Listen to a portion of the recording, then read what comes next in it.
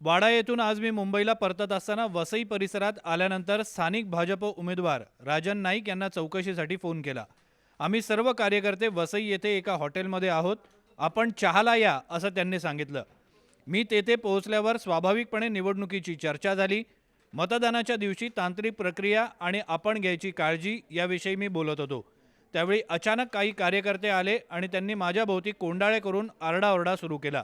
हे कार्यकर्ते बहुजन विकास आघाडीचे असल्याचं समजल्यानंतर मी त्या पक्षाचे प्रमुख हितेंद्र ठाकूर यांना फोन केला आणि आपल्या पक्षाच्या कार्यकर्त्यांना आवरावे अशी विनंती केली। हितेंद्र ठाकूर आणि क्षितेश ठाकूर तेथे आले। या दोघांशी बोलणं झाल्यानंतर त्यांच्यासोबत मी एकाच गाडीतून बाहेर पडलो। हा सर्व घटनाक्रम सीसीटीव्हीमध्ये टिपला गेला आहे। मी केवळ भाजप कार्यकर्त्यांसोबत चहापानासाठी गेलो होतो आणि चर्चा करत होतो। त्यावेळी माझ्याकडून पैसे वाटप होण्याचा प्रश्नच उद्भवत नाही। या संदर्भातील सीसीटीव्ही चित्रण तपासावे, म्हणजे दूध का दूध पाणी का पाणी स्पष्ट होईल। राहुल गांधी आणि सुप्रिया सुळे अशा या संदर्भात टीका करणाऱ्या नेत्यांनी वस्तुस्थिती समजून घ्यावी, तसंच याबाबतीत निवडणूक आयोगाकडून निपक्ष चौकशी व्हावी।